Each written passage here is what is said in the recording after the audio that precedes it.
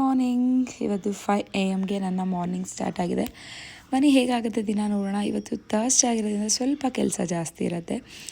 ಪೂಜಾ room cleaning ಇರ್ಬೋದು, ಮನೆ cleaning, ದೇವಸ್ಥಾನ ಎಲ್ಲ ಕೆಲಸಗಳು ಜಾಸ್ತಿನೇ ಇರುತ್ತೆ ಥರ್ಸ್ಡೇ. ಹೇಗಾಗುತ್ತೆ ಬನ್ನಿ ನೋಡೋಣ. ಆ್ಯಕ್ಚುಲಿ ಇವತ್ತು ಊರಿಗೆ ಕೂಡ ಹೋಗೋದಿದೆ, ಒಂದು ಪೂಜೆ ಇದೆ, ಅದಕ್ಕೋಸ್ಕರ ಬೆಳಗ್ಗೆ ಎದ್ದ ತಕ್ಷಣ ನೀರು ಕುಡಿಯೋದು ನನ್ನ ಅಭ್ಯಾಸ. ಥೈರಾಯ್ಡ್ ಟ್ಯಾಬ್ಲೆಟ್ ತೊಗೊಳೋದ್ರಿಂದ ಕೂತ್ಕೊಂಡು ಆರಾಮಾಗಿ ಒಂದು ಗ್ಲಾಸ್ ನೀರು ಕುಡ್ದು ರಿಲ್ಯಾಕ್ಸಾಗಿ ಏನೆಲ್ಲ ಕೆಲಸ ಇದೆ, ಇವತ್ತು ಏನೆಲ್ಲ ಕೆಲಸ ಮಾಡಬೇಕು ಅಂತ ಪ್ಲ್ಯಾನ್ ಮಾಡ್ಕೋತೀನಿ. ಡೈಲಿ ಒಂದು ಕ್ಲೀನಿಂಗ್ ಅಂತ ಇಟ್ಕೊಂಬಿಟ್ಟಿದ್ದೀನಿ ಈಗ. ಸೊ ಅದನ್ನು ಫಾಲೋ ಮಾಡ್ಕೋತಾ ಇದ್ದೀನಿ. ಪ್ಲ್ಯಾನ್ ಮಾಡೋದ್ರಿಂದ ಸ್ವಲ್ಪ ಈಸಿ ಆಗುತ್ತೆ ಕೆಲಸ ಮಾಡೋಕ್ಕೆ ಅಂತ. ಇದು ಪೇಪರ್ ಬಂದು ನನ್ನ ಮಗಂದು ಯಾವುದೋ ಡೈನಿಂಗ್ ಟೇಬಲ್ ಮೇಲೆ ಪೇಪರ್ ಬಿದ್ದಿತ್ತು, ಏನು ಅಂತ ನೋಡ್ತಿದ್ದೆ. ಬೆಳಗ್ಗೆ ಎದ್ದ ತಕ್ಷಣ ಹೆಣ್ಮಕ್ಳಿಗೆ ಅಡುಗೆ ಮನೆಗೆ ಹೋಗದೆ ಕೆಲಸನೇ ಆಗಲ್ಲ ಅಲ್ಲ. ಸೊ ಅದನ್ನೇ ಮಾಡ್ಕೋತಾ ಇದ್ದೀನಿ. ಹಾಲು ಕಾಯಕ್ಕಿಡ್ತಾಯಿದ್ದೀನಿ. ಬೆಳಗ್ಗೆ ಎದ್ದ ತಕ್ಷಣ ಒಂದು ಗ್ಲಾಸ್ ನೀರು ಕುಡಿಯೋದು ತುಂಬ ಒಳ್ಳೆಯದು ಬಾಡಿಗೆ. ರಾತ್ರಿಯೆಲ್ಲ ಏನೂ ಕುಡ್ದಿರಲ್ವಲ್ಲ. ಸೊ ಬೆಳಗ್ಗೆ ಎದ್ದ ತಕ್ಷಣ ಒಂದು ಗ್ಲಾಸ್ ನೀರು ಕುಡಿಯೋದ್ರಿಂದ ಬಾಡಿಗೆ ಎನರ್ಜಿ ಬರುತ್ತೆ ಅಂತ ಹೇಳ್ಬೋದು. ಫುಲ್ ಬಾಡಿ ಡಿಹೈಡ್ರೇಟ್ ಆಗಿರುತ್ತೆ ರಾತ್ರಿಯೆಲ್ಲ ಏನೂ ಕುಡಿದೆ. ಸೊ ಒಂದು ಗ್ಲಾಸ್ ಹಾಲು ಕುಡಿಯೋದು ಅಥವಾ ನೀರು ಕುಡಿಯೋದು ತುಂಬ ಒಳ್ಳೆಯದು. ಫಸ್ಟ್ ನೀರು ಕುಡೀರಿ, ಆಮೇಲೆ ಹಾಲು ಕುಡೀರಿ. ಹಾಗೆ ಒಂದು ಕಡೆಯಿಂದ ಕ್ಲೀನಿಂಗ್ ಮಾಡ್ಕೋತಾ ಇದ್ದೀನಿ. ಕಿಚನಲ್ಲಿ ಒಂದು ಸ್ವಲ್ಪ ಎಲ್ಲ ರೆಡಿ ಮಾಡಿಕೊಂಡೆ. ಏನೆಲ್ಲ ಟಿಫನ್ಗೆ ಏನು ಮಾಡಬೇಕು ಏನು ಅಂತ ರಾತ್ರಿನೇ ಪ್ಲ್ಯಾನ್ ಮಾಡಿ ಇಟ್ಕೊಂಬಿಡೋದು ವಾಸಿ. ನಾನಾಗೇನೆ ರಾತ್ರಿನೇ ಥಿಂಕ್ ಮಾಡಿಬಿಟ್ಟಿರ್ತೀನಿ ಏನು ಮಾಡೋದು ಅಂತ. ಅಡುಗೆ ಮಾಡೋದಕ್ಕಿಂತೂ ಅಡುಗೆ ಏನು ಮಾಡೋದು ಅಂತ ಯೋಚನೆ ಮಾಡೋದೇ ದೊಡ್ಡ ಕೆಲಸ ಆಗಿಬಿಡುತ್ತೆ ಹೆಣ್ಮಕ್ಳಿಗಲ್ವ. ಸೊ ನಾನು ರಾತ್ರಿನೇ ಅಂದ್ಕೊಂಡಿರ್ತೀನಲ್ಲ, ಸೊ ಅದಕ್ಕೆ ಏನೇನು ಬೇಕು ಎಲ್ಲದನ್ನ ರೆಡಿ ಮಾಡಿ ಇಟ್ಕೊಂಡೆ. ಈಗ ಮನೆ ಗುಡಿಸಿ ಹೊರೆಸ್ಕೋಬೇಕು. ನಾನೀಗ ಎಲ್ಲ ಕ್ಲೀನ್ ಮಾಡ್ಕೋತಾ ಇದ್ದೀನಿ. ನನಗೆ ನನ್ನ ಮಗ ಚಿಕ್ಕವನು ಎದ್ದೇಳೋಕ್ಕೂ ಮುಂಚೆ ಒಂದಷ್ಟು ಕ್ಲೀನ್ ಮಾಡ್ಕೊಂಬಿಟ್ರೆ, ಕೆಲಸಗಳನ್ನ ಮಾಡ್ಕೊಂಬಿಟ್ರೆ ಈಸಿ ಆಗುತ್ತೆ. ಅವನು ಎದ್ಮೇಲೆ ಏನೂ ಮಾಡೋಕ್ಕೆ ಬಿಡೋದಿಲ್ಲ. ಸೊ ಹಸ್ಬೆಂಡ್ ಕೂಡ ಇದ್ದಿದ್ರು. ಬೆಳಗ್ಗೆನೇ ಮಗನಿಗೆ ಕ್ಲಾಸ್ ಇತ್ತು, ಸೊ ಅವನು ಕೂಡ ಎದ್ದಿದ್ದ 5 o'clockಗೆ.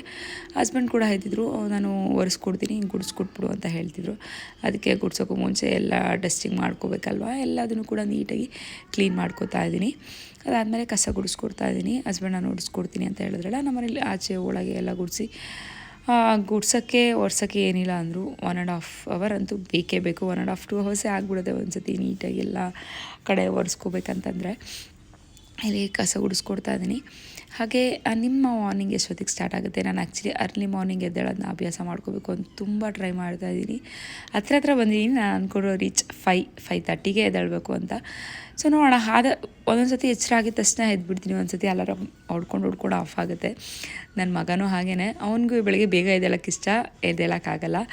ಅಲಾರಾಮ್ಸ್ನ ಇಟ್ಕೋತಾನೆ. 5 o'clock ಎದ್ದೇಳೋದನ್ನು 4:30ಇಂದನೇ ಸ್ಟಾರ್ಟ್ ಮಾಡ್ತಾನೆ. 4:30ಗೆ ಇಟ್ಟರೆ ಅಲಾರಾಮ್ನ ಅವನು ಎದ್ದೇಳೋಷ್ಟರಲ್ಲಿ 5:15 ಆಗಿರುತ್ತೆ ಅಂತ ಹೇಳ್ಬೋದು. ಹಾಗೆ ಆಫ್ ಮಾಡೋದು ಮಲಗೋದು, ಆಫ್ ಮಾಡೋದು ಮಲಗೋದು, ಇದೇ ಥರ ಆಗ್ತಾ ಇರುತ್ತೆ. ಸೊ ಕಸ ಎಲ್ಲ ಗುಡಿಸಿದಾದ್ಮೇಲೆ ಕಿಚನಿಗೆ ಬಂದೆ. ಹಸ್ಬೆಂಡ್ಗೆ ಕಾಫಿ ಎಲ್ಲ ಕೊಡೋಣ ಅಂತ. ಹಾಗೆ ಮಗನಿಗೆ ಸ್ನ್ಯಾಕ್ಸ್ ಕಟ್ಬಿಡೋಣ ಅಂತಂದ್ಬಿಟ್ಟು ಇಲ್ಲಿ ವಾಟರ್ ಮೆಲನ್ ತಂದಿದ್ರು. ಸೊ ಕಟ್ ಮಾಡ್ತಾಯಿದ್ದೀನಿ. ಸೀಸನಲ್ ಫ್ರೂಟ್ ಅಲ್ವಾ, ತುಂಬ ಒಳ್ಳೆಯದು ಹೆಲ್ತ್ಗೆ. ನನ್ನ ಮಗ ಚಿಕ್ಕನು ಕೂಡ ಚೆನ್ನಾಗಿ ತಿಂತಾನೆ. ಸೀಸನಲ್ ಎಲ್ಲ ಫ್ರೂಟ್ಸು ತಿಂತಾನೆ. ವಾಟರ್ ಮೆಲನ್ ಅಂತೂ ಸಿಕ್ಕಾಪಟ್ಟೆ ಇಷ್ಟ ಅವನಿಗೆ, ತಗೋತಾನೆ. ಹಾಗೆ ದೊಡ್ಡವನಂತೂ ಏನೂ ಕೆಲಸ ಇಲ್ಲ. ಚಿಕ್ಕಂದಾದರೆ ಕೆಲಸ ಇರುತ್ತೆ, ದೊಡ್ಡೊಂದಂತೂ ಏನಾದರೆ ಏನು ಕೆಲಸ ನನ್ನ ತನಕ ಬರೋಲ್ಲ. ಬಟ್ ಹೇಳ್ತಾ ಇರ್ಬೇಕು ಅವನಿಗೆ, ಚಿನ್ನು ಹಾಲು ಕುಡಿ, ಚಿನ್ನು ಸ್ನಾನ ಮಾಡು, ಟೈಮ್ ಆಯಿತು, ಚಿನ್ನು ಎದ್ದೇಳೋ ಟೈಮ್ ಆಯಿತು, ಈ ಥರ ಆಗ್ತಾನೇ ಇರುತ್ತೆ. ದೊಡ್ಡವನಾಗಿರೋದ್ರಿಂದ ಎಲ್ಲ ಅವನ ಕೆಲಸ ಅವನೇ ಮಾಡ್ಕೋತಾನೆ. ಬಟ್ ಏನು ಹೇಳ್ತೀವಲ್ಲ, ಈ ವಯಸ್ಸಿನ ಮಕ್ಕಳಿಗೆ ಜವಾಬ್ದಾರಿಗಳು ಕಡಿಮೆ. ಹಾಗಿದ್ರೆ ಏನು ಟೈಮ್ ಇದೆ ಬಿಡು ಆಗುತ್ತೆ, ಆ ಥರ ಕೆಲಸಗಳಾಗುತ್ತೆ. ಸೊ ಅಮ್ಮಂದ್ರೆ ಹಂಗಲ್ವಲ್ಲ, ಎಲ್ಲದನ್ನು ಕೂಡ ಕರೆಕ್ಟಾಗಿ ಆಗಬೇಕು ಅಂದ್ಕೋತೀವಿ. ಸೊ ಸ್ನ್ಯಾಕ್ಸ್ ಎಲ್ಲ ಕಟ್ಟಿದಾದಮೇಲೆ ಹಸ್ಬೆಂಡ್ಗೆ ಕಾಫಿ ಕೊಟ್ಟು, ಚಿಕ್ಕ ಮಗನೂ ಇದ್ದಿದ್ದ, ಸೊ ಅವನಿಗೂ ಕೂಡ ಹಾಲು ಕೊಟ್ಬಿಟ್ಟು ಹಸ್ಬೆಂಡ್ಗೆ ಕುಡಿಸಿ ಅಂತ ಹೇಳಿಬಿಟ್ಟು ನಾನು ಫ್ರೆಶಪ್ ಆಗೋಣ ಅಂತ ಬಂದೆ. ಸೊ ಫ್ರೆಶಪ್ ಆಗಿ ಸ್ಯಾರಿ ಹಾಕ್ಕೊಂಡೆ. ಆ್ಯಕ್ಚುಲಿ ಪೂಜೆಗಳಿಗೆ ಬೆಳಗ್ಗೆ ಹೊತ್ತು ಏನು ಅರ್ಲಿ ಮಾರ್ನಿಂಗ್ ಪೂಜೆ ಮಾಡ್ತೀನಿ, ಅದಕ್ಕೆಲ್ಲ ಸ್ಯಾರಿ ಹಾಕ್ಕೊಳ್ಳೋಕ್ಕೆ ಟ್ರೈ ಮಾಡ್ತಿದ್ದೀನಿ. ಹಸ್ಬೆಂಡ್ ಬೈತಿರ್ತಾರೆ ಯಾವಾಗೂ, ಸುಮ್ಮನೆ ತೊಗೋತೀಯ ಸ್ಯಾರಿ, ಒಂದು ಉಟ್ಕೊಳ್ಳಲ್ಲ ನೀನು ಅಂತ. ಅದಕ್ಕೋಸ್ಕರ ಬೆಳಗ್ಗೆನೇ ಪೂಜೆಗೆ ಸೀರೆ ಉಟ್ಕೊಳ್ಳೋದು ತುಂಬ ಒಳ್ಳೆಯದಲ್ವ. ಹೇಗೂ ಬೆಳಗ್ಗೆನೇ ಮಾಡಿದ್ರೆ ಪೂಜೆ ಸ್ಯಾರಿ ಉಟ್ಕೊಂಡು ಆರಾಮಾಗಿ ಮಾಡಿಬಿಡ್ತೀನಿ. ಯಾಕಂದರೆ ಬೆಳಗ್ಗೆ ಎಲ್ಲ ಕೆಲಸ ಮುಗಿಸಿರ್ತೀನಿ. ಪೂಜೆ ಆಗಿದ ತಕ್ಷಣ ಮತ್ತೆ ತೆಗಿಬೋದಲ್ವಾ ಅಂತ ಅಷ್ಟೇ. ಸೊ ಈಗ ಮಾಡ್ತಾಯಿದ್ದೀನಿ. ಇಲ್ಲಿ ಪೂಜೆ ಸಾಮಾನೆಲ್ಲ ತೊಳ್ಕೊತಾ ಇದ್ದೀನಿ. ಸೊ ನಾನು ಆ್ಯಕ್ಚುಲಿ ಗ್ರಹಣದ ದಿವಸ ಎಲ್ಲ ಪೂಜೆ ಸಾಮಾನು ತೊಳೆದಿರ್ತೀರ ನೀವು, ದೇವರ ಸಾಮಾನೆಲ್ಲ ಕೂಡ. ನನಗೆ ಆವತ್ತು ಟೈಮ್ ಆಗಿಲ್ಲ. ನನ್ನ ಕೆಲಸಗಳೆಲ್ಲ ಸ್ಟಾರ್ಟ್ ಆಗೋಷ್ಟರಲ್ಲಿ 7 ಆಗಿತ್ತು. ಚಿಕ್ಕ ಮಗ ಬೇರೆ ತುಂಬ ಕೆಲಸ ಕೊಡ್ತಿದ್ದ ಆವತ್ತು. ಸೊ ನನಗೆ ಮನೆಯೆಲ್ಲ ಕ್ಲೀನ್ ಹೇಳಿದ್ನಲ್ಲ, ನಮ್ಮ ಸ್ವಲ್ಪ ದೊಡ್ಡ ಮನೆ ಆಗಿರೋದನ್ನೆಲ್ಲ ಗುಡಿಸಿ ಒರೆಸಿ, ಆಚೆ ಎಲ್ಲ ಗುಡಿಸಿ, ರಂಗೋಲಿ ಹಾಕಿದೆಲ್ಲ ಮಾಡಿ ದೇವ್ರ ಮನೆ ಕ್ಲೀನ್ ಮಾಡಿ ಅಡುಗೆ ಮಾಡಿ ದೇವಸ್ಥಾನಕ್ಕೆ ಹೋಗಿ ಬರೋದು ಇದೆಲ್ಲ ಕಷ್ಟ ಆಗುತ್ತೆ ಅಂತ ಅಂದ್ಬಿಟ್ಟು ಅಮ್ಮ ಮತ್ತು ಆಂಟಿ ಅತ್ತೆ ಎಲ್ಲನೂ ಕೇಳಿದೆ ಏನು ಮಾಡೋದು ಅಂತ. ಸೊ ಎಲ್ಲರೂ ಹೇಳಿದ್ದು ಒಂದೇ, ದೇವ್ರ ಸಾಮಾನೆಲ್ಲ ತೆಗೆದ್ಬಿಟ್ಟು ನೀರಲ್ಲಿ ಇಟ್ಬಿಡು, ನೀರು ಹಾಕ್ಬಿಟ್ಟು ಇಟ್ಬಿಡು, ದೇವ್ರ ಮನೆಯಲ್ಲಿರೋ ಫೋಟೋಸ್ ಎಲ್ಲ ಒರೆಸ್ಕೊಂಡು ದೇವ್ರ ಮನೆ ಕ್ಲೀನ್ ಮಾಡಿಕೊಂಡು ಎಲ್ಲ ನೀಟಾಗಿ ದೀಪ ಹಚ್ಬಿಟ್ಟು ಆಮೇಲೆ ದೇವಸ್ಥಾನಕ್ಕೆ ಹೋಗು ಅಂತ ಹೇಳಿದ್ರು. ಸೊ ಅದನ್ನೇ ಮಾಡಿಕೊಂಡೆ ನಾನು ಕೂಡ.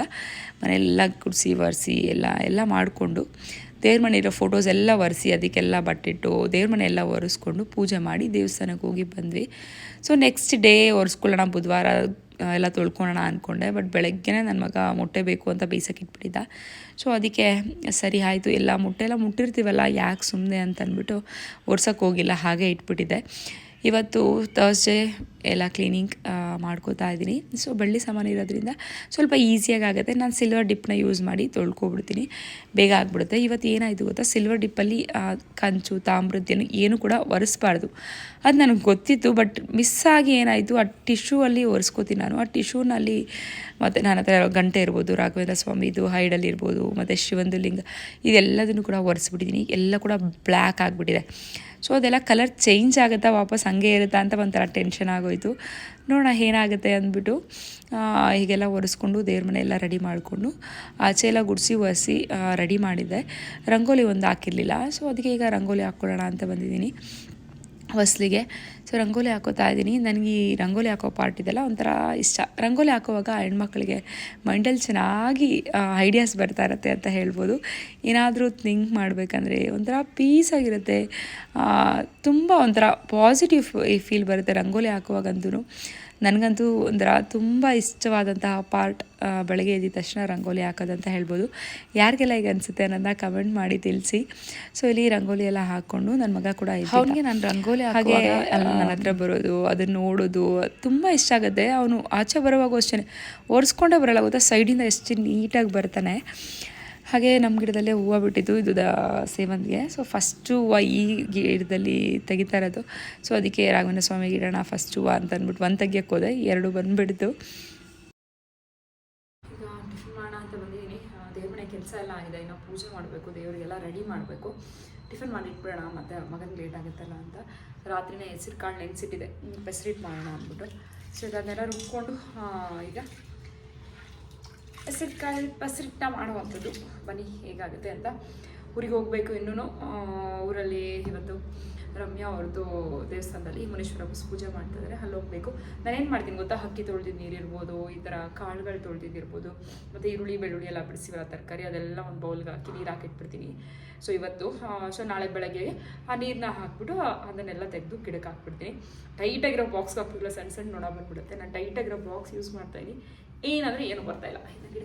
ಇಲ್ಲಿ ಪೆಸರಿಟ್ಟಿಗೆ ರುಬ್ಕೋತಾ ಇದ್ದೀನಿ. ರಾತ್ರಿನೇ ನಾನು 1 ಗ್ಲಾಸ್ ಹೆಸರು ಕಾಳಿಗೆ 1/4 ಗ್ಲಾಸಷ್ಟು ಅಕ್ಕಿನ ಹಾಕೋತೀನಿ, 1-2 ಸ್ಪೂನಷ್ಟು ಉದ್ದಿನಬೇಳೆನ ಹಾಕೋತೀನಿ, ನೆನೆಸಿಟ್ಕೊಂಡ್ಬಿಡ್ತೀನಿ. ಬೆಳಗ್ಗೆ ಎದ್ದು ಅದಕ್ಕೆ ಹಸಿಮೆಣಸಿನ್ಕಾಯಿ ಮತ್ತು ಸ್ವಲ್ಪ ಶುಂಠಿನ ಹಾಕ್ಕೊಂಡು ರುಬ್ಕೋತೀನಿ. ಚೆನ್ನಾಗಿರುತ್ತೆ ಟೇಸ್ಟು, ಮತ್ತು ಗರಿ ಆಗಿ ಬರುತ್ತೆ. ಮತ್ತು ಇದಕ್ಕೆ ಕಾಯಿ ಚಟ್ನಿ ಅಥವಾ ಕಡಲೆಬೀಜ ಹಾಕಿ ಸ್ವಲ್ಪ ಕಾಯಿ ಹಾಕಿ ಚಟ್ನಿ ಮಾಡ್ಕೋತೀನಿ. ನನ್ನ ಮಗನಿಗೆ ಕಡಲೆಬೀಜ ಚಟ್ನಿ ಅಂದರೆ ಸಿಕ್ಕಾಪಟ್ಟೆ ಇಷ್ಟ, ಅವನಿಗೆ ಕಾಯಿ ಚಟ್ನಿ ಮಾಡಿದ್ರೆ ಇಷ್ಟ ಆಗಲ್ಲ.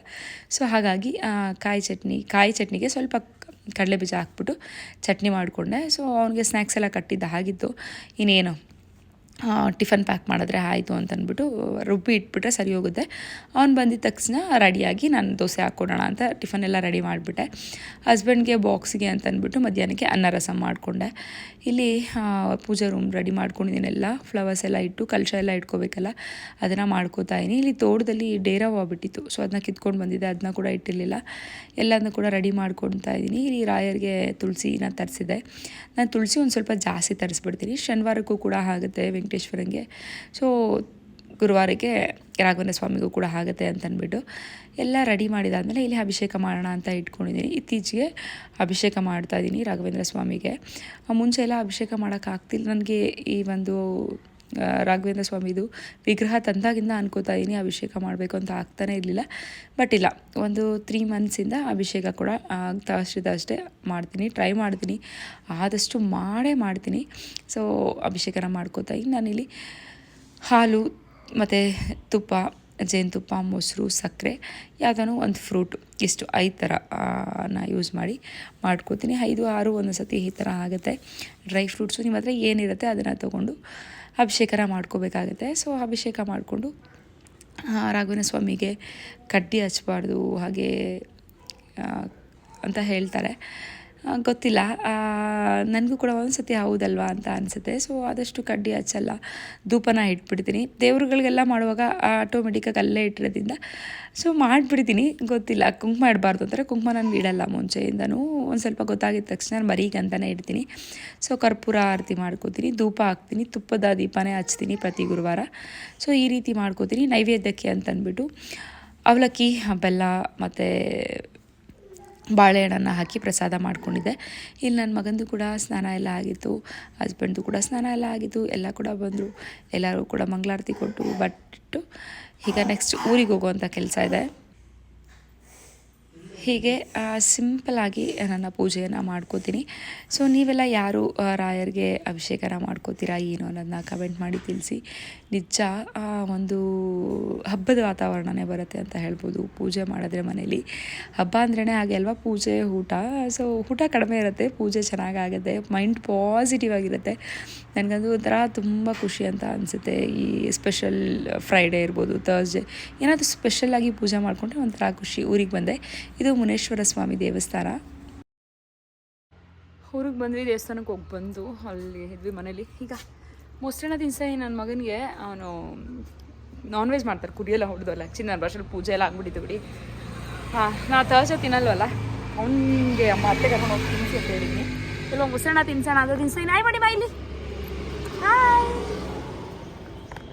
ಊರಿಂದ ಬಂದ್ವಿ, 3 o'clock ಎಲ್ಲ ಬಂದ್ವಿ. ಮಲಗಿಬಿಟ್ಟಿದ್ವಿ, ಫುಲ್ ಟೈರ್ಡ್ ಆಗಿತ್ತು. ಬಿಸಿಲಲ್ಲಿ ಬರೋಷ್ಟರಲ್ಲಿ ಆಟೋಲ್ಲಿ ಸಾಕಾಯಿತು. ಸೊ ಇಲ್ಲಿ ಬಂಗಾರಿ ಆಯ್ ಮಾಡಿ. ಅವನು ಚೇರ್ ತರಿಸಿ ಯೂಸೇ ಮಾಡ್ತಿಲ್ಲ. ಅವನೇ ಕೇಳ್ತಾನೆ ಅಮ್ಮ ಚೇರ್ ಮೇಲೆ ಕೂರಿಸಿ ಅಂತ.